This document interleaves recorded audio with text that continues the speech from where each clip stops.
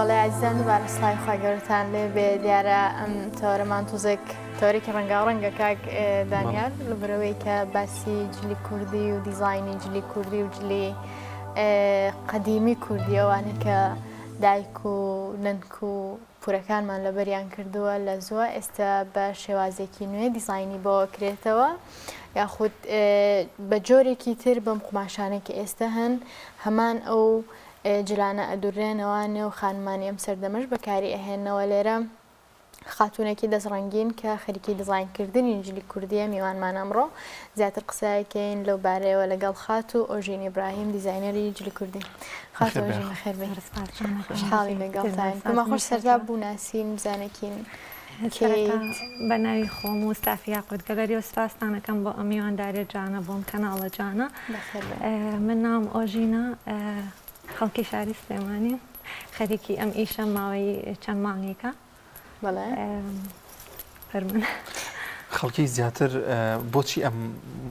مۆدێلە کۆنە خودت ئەم شێوازە جووبەرگە کۆنە سەری هەڵاوەتەوە خەڵک زیاتر گرنگی پێ ئەدا لەبەر جوانەکەیت یان هۆکار چییە کە ئێستا مۆدێلی هاتوۆتەوە؟ ڕاستەکەی ئەوەی باسی کەم لەم چەند ساڵەی دواتر زیاتر مۆدێلی ئەم جلە کۆنانە هاتووەتەوە خۆی وەکو بڵێ پێشتر ئەم پارچانە بەکار هاتۆ بەڵام بەهۆی زروف و بارودۆخی کوردستانە بەشێکی زۆری نەما و فەوتاوە ئیتر ئەوەی کەماوەتەوە دانەدانێ و کوشتێکی کلاسیک و کۆنیداتۆ لە ماڵەکانە کەمە واتە کارگە نییە ئەمانانی بدوورێمان هەری کۆنە مەسەرەن ئەم قماشە کۆنانە ئەوانەی کە لەس دایکم و پورەکانتان و ئەوانە بەکاریان هێناوی ساڵی هەشتاکان و نەوەکان و هەفتاکان هەنێک کە زێ زۆرە پارێزێت هەڵی کردو ئیتر منیش بە حکمی ئەوەی کە پورم هەیە و پورەکان و زۆر دایکمان جلوبەرگی کوردیان زۆر بەکارهێناوە و هەڵیان گرتە بۆ ئێمە ماوەتەوە ئەوشی کە نەبووە هەڵەما بەدەستی بێنم. زۆر باشە خەت ئۆژین ئێوە زیاتر چی ئەکەن یان خۆتان ئەم جلانە ئەدورن یان بۆتان ئەدورن و ئێوە نەخشونیگاری لەسەر دروستەکەن؟ کارەکانی ئێمە کە لە ئێستایکەین ئەوەی کاوای کردو جیاواز بێ ئێمە زیاتر ئەم پارچە کلاسیکان و کۆنانەی کە ماونەتەوە بە حکمی ئەوەی کە وەکوتم ئێمە جلوبەرگی کوردیمان زۆر بوو دەستمان بەم کارە کرد ئەوەی کە دوان بوو یان سیان بوو پارچێکمان بەخشی وەکو بەخەڵە وتمان با خەڵکیش بێبەش نەبێت لەو پارچانە و لەو شتە جوانانەی کە ماون ئەوە شیکە نییە ئێمە لە ئێستا لە هەوڵی ئەوەیین وردە ئەوانەی کار نەماوە هەوڵی بن دروستی بکەینەوە لەگەڵ ئەوەشە پارچەی تایبەتی ئەهێنین کە نزیکە لەو قماشە کلاسیکانەوە و بە تایبەت پارچەی هەندی ویستمەوە بڵێم ئێوە هەنێ قماشە بتوانن ئەو نەخشانەی کە کۆن هەبوو بیخەن و سەر ئەو قماشە وەکو قماشی ینی جارانی لێبێتەوە ئەمەژەر ئەنجامی دەدەن بەڵێ ئێستا بوونمونە ئەو پارچەشینە زۆر نزیکە لە قماشی هاشمی جارانەوە ئەوەی شتەکانی قماشی جاران ئەوەی جوان بووە هەرێ کەونایەکی تایبەتی خۆی هەبووە تۆ ناوانە ئەزانی؟ بەشی زۆریان نەزانم بەپێکەکەم ئەم پارچانی کە دامان ناوە لێرەیە توای ناوەکانیانمان پێ بڵێ ئەم شینە ئەم کراسە شینە کاڵە قماشی سەرچماریان پێوتوە ئەم گوڵ ئەم پەمەی فولەکەیە پێمەتەوە مستەشار ئەوە ڕەناوڕەناز تەوز و سوورە کەوای زیگزاکە قماشی زیگزاکە کە زیاترتە ساڵی هەشتاکانەوە هاتووە بۆ کوردستان ئەمەش هەر زیگزاکە ئەم سەوزە تۆخە ئیتر ڕەناوڕەنی هەبووە هەچ کەسۆ بە ئارەزوی خۆیەک و بەدڵی خۆیان ئەو کاتە ئەوان هەڵبژاردەوە. یەکێک لەو شتانەی کە جلوبەرگی کوردی پێئێناسرێتەوە ڕەنگاوڕەنیەکەیەتی ئەمە تا چەندێک لەو دیزاینانەیە ڕەنگی داوەتەوە کە ئێوە ئێستا دروستیەکەن؟ بێگومان ڕەن زۆر دەورە بینێ بەڵام لەگەڵ ئەوە شاکێتەوە سەر حەز و ئارەزوی تاک لەوانەیە من حەزکەم دووسێ ڕەم تێکا بکەم هەنێک کەس ئەو حەزەی نییە حەزەکە تەنها ڕەنەگەیان سەرداواکاری ئێمە لەسەر تەڵەبی کڕیارەکانمان ئیشەکەین چۆنی بێ و چۆنی حەز دەبێ ئەوەی بۆ ئەەکەین. زۆر باشە ئەگەر ئاماژەیەکیش بەم جلە بکەین لە تەنیش خۆتە ئەمە هەر قماشێکی سادە بووە ئەو چنینەتان لەسەر ئەنجام داوە؟ بەڵە ئەمە کراسی تاوسا لەگەڵ هێلێکی زیگزاک هی ساڵی نەوەکانە یەکەم پەرلەمانە ساڵتەکە ئەمەش خۆمان دیزاینمان کردووە دیزایانی تاوساکە بە شێوەی هێلاک و شێوەی جانتاشمان بۆ دروست کردووە و تایبەتێک بە ئیشەکەی خۆمان ئەنی ئێوە ئەفوکاکدانیان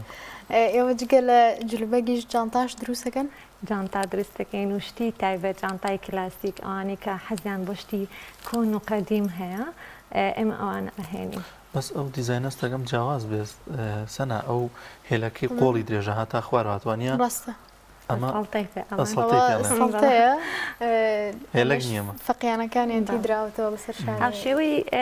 جاران و قەیمی دروستمان کردوێتەوە بەڵام بە دیزایانی تایبەتی خۆمان. ئەنجلی کوردی یەکێکە لەو جلانەی کە زۆر پۆشتەیە بەڵێ ینی جانەکەی لەوە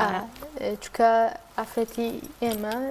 پێشتر لە دەرەوە بووە ئیشی زەرعاتی کردو لەگەڵ هاوسەرەکانیە یاخود ئیشی ماڵاتی کردو هەرجلی کوردیشیان لەبەرا بووە پێویست بووە کە ئەچنە دەرەوە تێکەڵی خەڵکی ترە بن جلوبەرگێکی پۆشتە لەبەر بکەن و زۆر باشە خاتو ئەژین ئێوە ئاماژەت پێکرد کە بەشێکیانی خزم و ناسرا و یان کەسێک کە بێوانێت چەند پارچێکی بێ بەشێکی بفرۆشێتەوە ئەکرێ بڵین بازرگانێک بتوانێت لە دەرەوە ئەم دیزاینانە یاخود ئەم جۆرە قماشانە دووبارە دروست بکرێتەوە بێتەوە بۆ کوردستان بەکاربێنرێت؟ بەڵێ بە خۆشحاڵیەوە خۆمان هەڵی ئەومانەوەش لە ئێستەیە پارچێکمان هێناوەتەوە کە هاوشێوەی جارانە کە قماشی سێتاڵی پێ ئەڵەن لێرە هیچیان ئەو قماشن نەوەڵای دیاندانەدا لەبەری جێگەکەکەم بوو بەڵام لە پێیتی خۆمانە دامانناوە ئێمە کار لەسەر ئەوە شەکەین کە شتێک نهێنین دووبارە بێ تەنها پارچەیە دوان بۆ ئەوەی شتەکە زۆر نەبێ چونکە خەڵک لە ئێستا ئارەزووی ئەوە ئەکەن شتەکانی کە هەیەیانە تەنهای خۆیان بێ و تاک بێ تایبەت خانمان ئەو حەزیان زۆر پێ حەزەکە جارانوانێک ئەو لەبەری ئابووی تر هیچ خانمێکی تر جلی لەبەران نازانم پیاوان تا چەنە گوایە ناڵێ ئەمە ئەوی لەبەریا بێکسرە چینی کڕی سەبارەت بە جلوبەرگەکەی خۆتان ئەمە هەر ناوێکی تایبەتی هەیە ئەمە ژیان بەڵێ بێگومان ئەمە کراسی دایکمە لە بەرمایە ئیساڵی نەوەکانە بۆ ئاهەنگی خاڵم کردێتی هەر پاراستوێتی بەڵێ پێڵەن کراسی ترششیرین و پەشمەکی گوڵداریشی پێڵەن ئەو ناوانیان زۆر جوانە سەنایانی ئەمە ئێستا نییە زانی ئێستا نازانم هەستەکەم جۆرە ناوە بەس ناوی کوردەواری جوان وە ئەوەی جوانە قماشی جاران وەکوتم ناوی تایبەت بەخۆی هەبوو ناوەکانی جوان بوون و سەرنجڕاکێش بوون ئەنی وای کردۆدا بیری خەڵکەکانە بمێنێتەوە بەس لەوانەیە هۆکارەکەشەوە بێ چونکە لەو کاتە ئەوەندە قماش زۆر نەبووە توانیویانە بۆ هەر جۆرە قماشێک نایەکی تایبەت دابنێ بەڵام لە ئێستا ئێستەکەی جۆری قماشەکان ئەوەندە زۆر بووە ئەگەر نایشی بۆ دابنی فرێنەکەی هەمووڕاستەکەی لەگەڵەوە قماشی جاران کوالێتی زۆر باش بووە کە ئەوەی ئەی بینن لەبەری منە چەند ساڵەمەوە پێشە کەچی جوانێکی خۆی هەدە دەستنەوە قماشەکە و خۆی ماوەتۆ چەندێکیش بەکار هاتووە خەڵکی ئەو کاتەش چاک زانێتیشت پارێزە بەڵە بێگومان ئێستا زۆر قەدری شتەکان ناگیرە لە یەکێکیانەوە بێت کە زۆرشت نامێنێتەوە ڕاستە زۆر بووە خەڵک گەبەوە نایەکە بیپارێزێ ڕاستە بۆژین خان بۆ نمونە ئێوە کە نەخشێک دروستەکەن لەسەر و پارچانەی کاتانیانە و جرانی کە بۆتان ئەهێنرێ ئێوە وەکو ئیشی دەست ئەو نەخش و نیگارە دروستەکەن یاخود ئامێری تایبەتتان هەیە ئێمە خۆمان وەکوتم تەڵەبی کڕیارەکانمان دەورە بین و لەگەڵ ئەوەشا خۆمان هەڵیۆمانە ئەو پارچانە کە نزیکن لە قماشی کوردیەوە نزیکن لەو پارچە کلاسیکانەوە داوای بکەین و بۆمان بکەن وەکو ئەم پارچەنیلەی لە بەردەستمانە خۆمان داوامان کرد بۆ شوێ بۆمان دیزاین بکەن بۆ سەڵتەی کوردی لەگەڵ جلوبەرگی کوردیا بکۆنجێت زۆر جەلانەیە مشتەرەکانتان خۆی دیزاینێکدا بنێت بۆ منە سەڵتەکی کاڵی بژاردو یاخود ئەو کراسەکەی جیاوازیەکە بێ ئەوە تێگەێنن کە ئەمە مەسەر ناگونجێ لەگەڵەوەی ئەبێ بەم شێوازە بێت بەڵە بێگومان زۆربەی بەشێکی زۆر لە کڕارەکانمان ڕای ئێمە ژۆرەگرێنیان ئەگەر کڕاری خۆشمان نەبن زۆر جارە نامەمان بۆ ئەنێرن ئەڵێ ئەمە لەگەڵ ئەوە گونجێمە بە خۆشحاڵی و هاوکاریەکەین ئێمە بۆ ئەوی خزمەتی خەڵەتین تەنیاوە نەبێت کڕیاری خۆمان بن جلبەرگی کوردی لە کۆمەڵک پارچەی جیاواز دروستە بەیانی کراسمان هەیە هێلەکە کەوایە سەڵتەیە کۆڵوانێ ئیتر پارچەی زۆرە جلی کوردی جاریوا هەیە گەر بە شێوازی کوردستانی ڕۆژهەڵات بیدووری سەرشان هەیە پشتیان هەیە ئێوە هەمومانتان لا دەسەکە بێگومان ئێمە وەکو لەگەڵی کە ئەو پارچانە شوێنین بۆ کراسووکەوە ئەمانە لەگەڵەوەشە یەکێک لەمانەمە قماشی تایبەت بە خۆمانە هێناومانە ئەم کۆڵانەی خۆ ئەوەی کۆڵانی لێ دروستەکەین شتی تایبەتی لێ دروستەکەین تایبەت بۆ خانمان بێت ناوچە تا ناوچەیەکی دیکە مۆدلەکان فەرق بکە بۆ من لە سلێمانی کە خۆتان لە سلێمانی زیاتر هەزیان بە چ جۆرە دیزاین و ڕەنگێک هەیە وایە ئەکەوێتەوە سەر شارەکان بە ئەم خەڵکی سلێمانی زیاتر حەزیان شتی ڕەناوڕەن و ئەو تۆزە بریقە و ئەم نەوانی هەبێت بەڵام شارەکانی تر حەزیان بەو جۆرەنی حەزیان شتێکی سادە و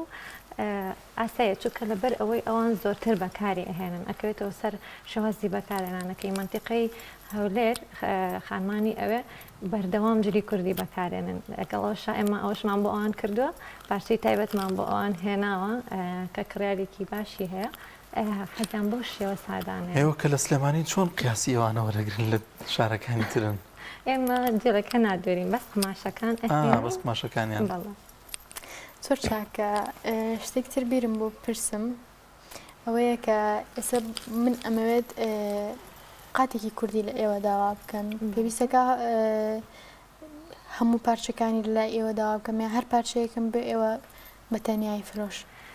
ئێمە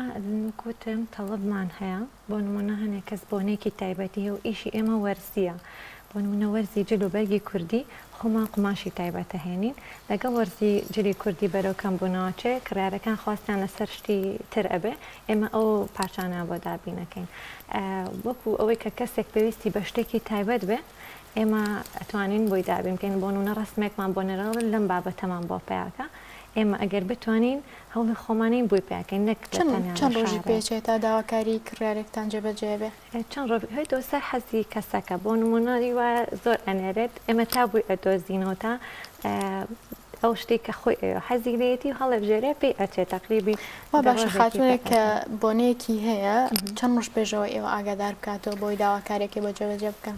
وڵی ئەبێت خۆی عادەتەن ئێمە لە ئەوروپاوە شتێنین تەنها لە شارێکیش نە لە چەند شارێکە لە کوێ توانیمان بۆی بەدەست بخەین لێ بۆی ئەهێنین ئیتر تەقریبی ئەوە 15 ڕۆژێک پێش ئەوە ئێمە ئەتوانین لە خزمەتیا بین. زۆر باشە بەدەر لەم ئیشەکە ئەوەی بەلای منەوە گرنگە کە هەم خانمان هەم ئەو کەسانەی کە تازە لە زانکۆ دەرەچن مەرجنیە تەنها دابمەزرێن ئەتوانن بیرۆکەی ئیشیانە بیانی بتوانن بۆ خۆیان هەلێکی کار بڕەخسێن لەمە تا چەند گرنگە وەکو ئەزمونێکی خۆت باسی بکەین کە هاوشانی ئەوەی هەمومان ڕۆژانە خەریکی کاتێکی زۆر بەسەر سوۆسیال میدیا و بەسەر بێن دەتوانین هەلێکی کاریش و تۆزێک پارەش بۆ خۆمان پەیدا بکەین وانە ئەمە تا چەند گرنگە کە گەنجان بیرۆکەی ینی ئیشیانە بێ بزانێ خۆی لەگەڵ چیە ئەبینێتەوە بتوانێت ئیش بکە. بەهۆی بارودۆخی کوردستان خۆم و کەس ئەو شتە ئەزانە لە ئێستا هەردی کار زۆر کەمە بە تایبەت بۆ خانمان کە بیانە ئیش بکەن مەجای زۆر نییە بۆ ئەوان بۆیە ئەو کەسانی کە لە ماڵەوەن حەز و ئارەزوی تایبەت بەخواانە شتێکی زۆر گرنگ لەوایە کە تۆ حەزت بۆ چ شتێک هەیە یعنی نەکەوێتەوە سەر شارەزایی و شەهادە و بڕوانامە ئەم شتانە ئەکەوێتە سەر حەز و ئارەزووی کەسەکە و سەلیقی کەسەکە ئەتوانیت بەو شتێککە خۆت شارەزایی تایە دەستکەی بۆ کارێکە حەز هەر بچووکە گەورە ئەبێت ئەتوانیت هەوڵ و ماندووبوونی ئەوێت و ئامانجی گەورە قوربانی گەورەی ئەوێ بێ هەوڵی بۆ بێ مەرجنیە لە سەرتاشا تۆ بتێ داهاتێکی باش پەیدا بکەوەنیا بێگومان شتی بچووکەوە دەست پێ بکەی بۆ وردەوردە گەورە بێگومان ئەتوانی لە بچووکەوە سەرەتا شتێکی بەسیت گرنگ پارەکەشی نیە گرنگ توانای خۆتە ئەو کەسە چەنێ توانە هەیە بۆ کارکردن. باشە ئۆژن خان تەمان هەموو ئەم جۆرە ئیشانە پێویستی بە هاوکاری و پاڵپشتیە لە میشایەکی زۆر هاوکاری جەناب. من خوشکەکەم خۆشەویستیم هەیە بۆی لێرەوە هاوکارێکی زۆرمە بە پاڵپشتی ئەو بە پشتیوانی ئەو خێزانەکەم بێگومان دەستمان کردم کارە و شکر سەرکەوتنێکی باشان بەدەستێنەوە بە پشتیوانی خۆ. الحەمدولله. فیدباکی خەڵک چۆنیە بۆ ئێوە بۆ ئیشەکانتان تا چەندە ئیشەکانتان ڕازین یاخود ئەگەر گلەیەکیشانە بێت لە چیە ئێوە چاکتتان کرد بێ ئەگەر گلەیەکیشانە بوو بێ؟ سپاس بۆخوا ئەمە فەزلی خوایە کە کرارەکانمان زۆر زۆر لەمان ڕازین کە سەرکەوتووی کار لەوە دەورە بینێکە کڕیا جارێکی کە بێتەوە لای تۆ هەمان شت بکڕێت شتێکی جیاوازتر لە تۆ داوا بکات ئەوەی وای کردووە ئێمە سەرکەوتوو بین کڕیارەکانمانن ئێمە بەبێ ئەوان هیچ نین وای کردووە کە بەردەوام داوای شتی جیاواز و شتی باشترمان لێ بکەن ئێمەش لە خەزمەتیانن بێگومان ڕەخنە هەر ئەبێت ئەوە هەموو کارێکتایەتی ئەو ڕەخنانە ئێمان گەورە کردووە کە ڕازیانە بۆ لەسەر شتەیان شتێکیان نوویستە ئێمە بە خۆشحاڵی لێمان وەرگرتوونە تۆ شتی باشترمان بۆ ناردن ئەو بۆنانەی کە زیاتر خانمان جلوبەرگی کوردی تا بەکارێن کام بۆنانن وڵڵاهی خۆی کورد هیوایەتی جلی کوردیە بە تایبەت خەڵکی شاری سلێمانی و هەولێر و ئەم منتیقانە تایبەت نەورۆزە جژنانە کە شتێکی تایبەتە جەژن بۆ هەردوو جژنی ڕەمەزان و قوربان ئەو کاتانەی هیواشە بەڵ بۆنەوە ئاهەنگی تایبەت هێستا بۆ ئاهەنگی دەشتون تەخەڕوج هێشتا هەر جلی کوردی ما هەر شەنێسا شتێکی جان هەندێک خانم هەیە جلی مۆدە عازی ئەوانە بەکارێنێ بەس هیچی ناگاتەوە جلی کوردێکە جلی کوردێکە بەلای منەوە جوانتری تایبەتیشمان هەیە بۆ خوێندکاران ینی هاوکارێکی زۆر زۆر باشی خوێندکارانمان کردووە کە بەو نرخە زۆرەی کە لە بازارەکانە هەیە ینی ئێمە بتوانین هاوکاریان بکەین و نەتوانین ئەو کەسانی کە لە توانای مادیانە نییە کە نرخی زۆر بن بەوجە لە بۆ ڕۆژێ ئێمە ینی هاوکاریکی باشمان کردووە بۆ ئەوانە زۆ باشە خاتوۆژین ئەم جلانی کە ئێستا لێرەیە هەن ئەمەیان لەگەڵ جلی دیکە لە بەرەکەوانی ئەمە کەوایەوە نیە هێلەکە بەس بە قۆڵەوە ئەکرێ بڵین ئەمە قوماشێکیان بۆ چەند شتێک بەکاردێت بەڵێ بێگومان هەرێکێک لەمانە ئەتوانی لەگەڵ چەند ڕەنێک و چەند شێوازێکا بگونجێنی کراسی کوردی لەگەڵ سەڵتە بەکارێت و لەگەڵ هێلەکە و لە دواترەتوانی لەگەڵ کەوایان بەجیا ئەتوانی سەر شێوازی خۆن هەستێک چارپارتەکەم تێکەڵ کردو ئەکەێتە سەر حەزی کەسەکە ئەم ساڵ مۆدێلی و شێوازە بوو بەڵێ هێلە کوکەوە بەیەکەوە بەڵێ شتێکی جوانی شەجارانی شاروا لە بەرکراوە جاران لەبەرەوە لە بەرکراوە جلی زۆر لەبەر نەکراوە خانمان بۆ دەرەوە شەمان جلی کوردیانە بەبەر ئەوانیان هەبووە بۆی سەرمایان نەبێت بەم شێوازە لەبەریان کرد بەڵام ئێستێمەوە جوانی بەکارێنی جانە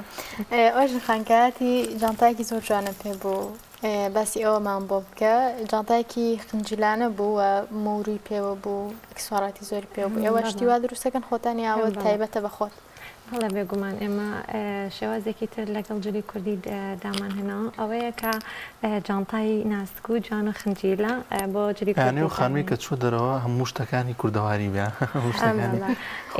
خۆمان دروستیەکەین و ئەو پارچە ئەو جانتا کلاسیکانەی کە لە وڵاتانی ئەوروپا هەیە ئێمە ئەتوانین بۆ ئەم خاتونانی ئێرەی بهێنین و بە نرخێکی زۆر زۆر گۆنجاوە ینی بتوانن توانای ئەوان هەبێت بیکڕن ینی شتێکی زەرور نییە بۆ جلی کوردی بەڵام جوانی ئەبەخشێ بە جلەکە ئێمە حەزمان کردووە ئەو جوانی بەڵام بەبەخکو جوانکاری جگە لە جانتا لەگەڵ جلی کوردیە ئەکسسواراتی زۆر بەکاردێ ئێوەوانەتان هەیە؟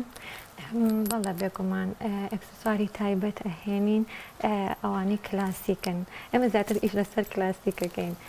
لە ئێستا حەز و ئارەزوێکی زۆر بۆ پارچەی ڤنتج و کلاسیک هەیە لە جلوبەرگ و لە ئەکسسوارات و ئەوەی کە خانم زۆر پێویستی پێێتی ئێمە توانیمانە بەشێکی باش لەو پارچانە بهێنین بۆ کوردستان وەکوتم جیاوازتر لە هەموو ئەوانەی کە کارەکەن کاری ئێمە ئەوەیە تا شتەکانمان دانەدانن دووبارەی نییە خەڵک زیاتر حەزی بۆیە کە شتێکی تاک و جیاوازی هەبێت من یەکەم میوانی خانوو بێت بێرە کڵاشی لە پیاوێستەنە بینی بێتمان ئەگەنامەژەیەکی پێ بکەی ئەمە مۆدلێتی شێوازی تایبەتی کچانەیە ئەم بەڵە بێگومان ئەمە کڵاشی کچانەیە بە دیزانی تایبەت بە خۆمان خاتونێکی ڕۆژهەڵاتی بۆمان ئەکات داوامانێکرا لەسەر تەڵەبی خۆمان و کڕارەکانمان بۆ نمونە کڕارێک حەزەکە بەرڕۆنێکی تایبەت بە جوولەکەی خۆی بیکە ئێمە ئەو ڕەنەی بۆ ئەکەین سەمی تۆ سپیە ئەکرێت خانمە بە ڕەنگێکی تریش داوای بەڵە بێگومان ئەلوانی هەیە ڕەنی تایبەت بە کچانی هەیە بۆ کوڕانیش ئەتانین لەگەڵ جلوبەرگی کوردیان باشە لەسەر ئەوە ئۆژن خانبیرتان لەوە نەکردوێتەوە کە جگە لە خانمان جلوبەرگی پیاوانیش بن ڕاستەکەی مەجارە لەسەر خانوان کارەکەین چونکە بواری کوڕان ئەبێت کەسێک شارەزایی هەبێت. من ناتوانم لە باری کوڕانە و پیاوانە ئیشکەم لە بەران نازانم حەزە ئارەزوی ئەوان چۆنە بەڵام خۆمەک و خانمێ ئەزانم کە حەزارەزی خانم جا ئەم کلاشە زۆ باشتر لەو پێڵاوە بنبەرزووی هەنەوە ئەمە تۆزێر ئاسانترە و هەم سیحی ترۆنیە بێگومان شتێکی زۆر خۆش و وەکووا بێ تۆ بیبێ شتێکە ینی ئازارە نایە توی بێتاقەتە ناکات چەند بتوێت بەکاری بهێنی و لەگەڵەوەشە دیزاینێکی زۆر جوانە بەخشێت و کوردەواریان نابەخشێ بە جلو بەرگەکە شەر نیار ئەوەی کە کوڕ لە بەرێکە تایبەت بێ بۆ بتانین گۆڕانکاری تیا بکەین و دیزاین تایبەتی ساپاکەی کوردەواریە. ئێستا زۆرە لە بینەران لە مێشکی خۆیانە ئەڵێ نرخەکان چۆن چۆنیە لە چەندەوە بۆ چەند دەست پێەکەن ئەوە زۆرێک خۆتەزانین پرسیاری خەڵکە ئێوە چۆن چۆنیە نرخەکانتان؟ ئێمە هەوڵمان ناوە کەمترین نرخ ڕازیبوونی خەڵک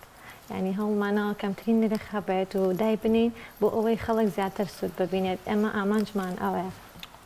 خۆش لە ئێستایا خانمان تەڵەبیان لەسەر چ جۆرە قوماشێکە بەتایبەت بەدەم کە ئێوە هێن و کۆبینین جلوبەرگی پولەکە هاتوۆتەوە زیاتر ئێستا خانمان جلوبەرگی پولەکە بەکارێن بەڵام ئێوەکو فرۆشیارێکی بابەتەکە پێتان وایە کە کام جۆرە قوماشە ئێستا خواستی لەسەر؟ خواستەکان جیاوازن هیوا حەزی لە پولەکەیە لەگەڵ ئەوەشە هیوا حەز دەکات سادەتر بێت ئیتر وەکو بەپێی ئارەزوی کەسەکە ئەم هەوڵمانەوە حەزی هەر هەمویان ڕابگرینانی باڵانسێ بکەین لە نێوان حەزەکانە و کەسیشان بێ بەش نەکەین لەو کاتەیە و لەگەڵ ئەوەشە ڕەنەکانیش دەورە بینێت هەنێک کەسێ حەزی لە ڕەنی زەق و دیارە هەنێکی حەزەکە ڕەنەکەی مات بێ ئەوانە کاریگەری ئەمەش لەسەر ئەوە ئیشەکەین ئێستا زۆر جار ئێستا بینی مەستەکە مۆدلی ئەو کڵاوی نەژ هاتوۆتەوە مەشتا چەند گرنگی پێ ئەدرێت یان خۆتان لای ئێوە دەسەکەوێت کەسێک بێوێ ڕاستەکەی کڵاو و سەرشان و کۆڵانە ئەم شتانە ماوەی چەند ساڵێکە زیاتر باوی هاتوۆتەوە شتێکی زۆر زۆر تایبەت و کورداریە خانمانی زوو بەکاریان هێناوە منەکو خۆم زۆر حەزمێتی لای ئێمە کڵاو دەست ناکەوێت بەس پارچەی بڵین قماشی تایبەت بۆ کڵاوکیسەکرێ بۆ چەفتە و بەڵە بۆ ئەو شتانە کەسی تایبەت دێ دروستی بکات بەڵێ کەسی تایبەت هەیە. باشە ئۆژین خان ئێستا ئێمە کۆمەڵێک ئافرەتمان هەیە کە محاجەبەن لەچکەکەن ئێوە لە چکتانەیە بۆ سەرجلی کوردی چکە ئێستا بە تایبەت لەچکی سەرجلی کوردی هەیە ئەفرۆشێ ئەم ئەکسسوارات و لیرە ئەم شتانی پێوە ئێوە ئەوەتان لا دەسەکە؟ بەڵێ ئێمە گوتم قماشی تایبەتی هەندی ئەهێنین و هەندێکانیش پارچەی تایبەتیان هەیە کە وەکو لە چک بەکارێت ئێمە هەڵمانە ئەوانەش بێنین بۆ خاتونانەی کە حەزیان لە شتێکی پۆشتەیە و لە چکێکی گەورەی بۆی لەگەڵ جلەکانیان بەتاوەتی شێوازی لەچکەکان بگونجێ لەگەڵ جلەکانیانەوە پۆشتەتر بێت جلەکانیان. زۆر باشە. ئێمە شتێکی دیکەمان نەماوە گەر خۆت شتێکی دیکە ئاماژە پێ بکەی شتێکمان بیرچوو بێتە لە بابەتی جلی کوردی و بابەتانەیە بەڵام شتێکی دیکەم بیرکەوتەوە چۆنێتی پارێزگاریکردنی ئەمانە ئەمە تا چەند گرنگە چۆن بیپارێزین ئەوان ئەو نەنک و پور ئەوانەمان چۆن پاراستوێنەوە ساڵ ماوەتەوە و ئێمەش بۆ شازە لە ماڵەوە بیهێڵینەوەی خراپ نەبێت. ڕاستەکەی خۆشەویستی زۆر دەورە بینێ بۆ ئەو شتانی کە هەتا کاتێککە شتێکە زۆر خۆشەویستە و گرنگ بێلات ئەتوانیت زۆر بە شێوەیەکی باش بیپارێزی. ئێمە منوەکو خۆم زۆر زۆر حەزم لە جلی کوردی بە تایبەت ئەم جلە قەیمیانە شوێنی تایبەتم بۆ دانا و شتی تایبەتم بۆ دانا نامەوێت تەنانەت پولەکەیکیشی لێ هەڵوەرە لە بەرۆی لە ئێستایان نییە و زۆر زۆر بە نرخە لە لای من و بێگومان خەڵکیش ئەو حەزەی هەیە کە ئەگەر شتێکی خۆی بێت و تایبەت بێ بە خۆی خۆشی بێت ئەی پارێزە و جلوبەرگی کوردیش تەنیا جان ڕاگرتن و پاکڕاگرتنێتی و بۆ نمونە کاتی ئەی پۆشی دواتر لێیتەوە ماڵەوە دەوری زۆر بەڵێ بێگومان بە شێوەیەکی جان ڕێک و پێک بەکاری بێنی ڕێگەی شۆرە بشۆرە باشتریان بەدەست بیشۆری جلی کوردی نا تێکەچێت جلی کوردی خۆی ناسکە تۆ ئەگەر بیخیتە جۆشۆرەوە هەمووی تێکەچێت بە شێوەیەکی ئاسایی بە شامبۆیەکی تایبەت بەجێت بیشۆیت و دواتر هەڵی بگریتەوە بێگومان چەند ساڵێکی زۆر ئەمێنێت بۆ پیاوانی ژەر پێم وایە بۆ شازە باشتر بێدانی زیاتر ئەمێنێتەوە بەڵام پێم وایە هەر کوالەتی ئەو قماشی جاران زۆر زۆر جیاوازتر لەوەی ئێستا ئەو ئێستا زۆر نامێنێت و ڕەنگی تێکە چێ یان زوو خراپە بێ ئەنی ئەگەر سەرنجان نەبێت تەنانەت دەگەر نرخیشی زۆ گران بێت بەڵێ بگومان نرخ دەور نابینێرا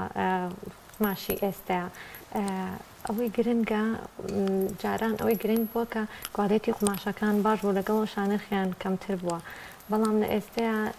بازرگانان کار لەسەر کوالێتی قماش ناکەن کار لەسەر جوانی و قماشەکان تەنها ئەوەیە بەڵام گوێ بە کوالێتی نەن ئەکرێتەوە سەر کەس بازرگانەکە چۆن ئیشەکات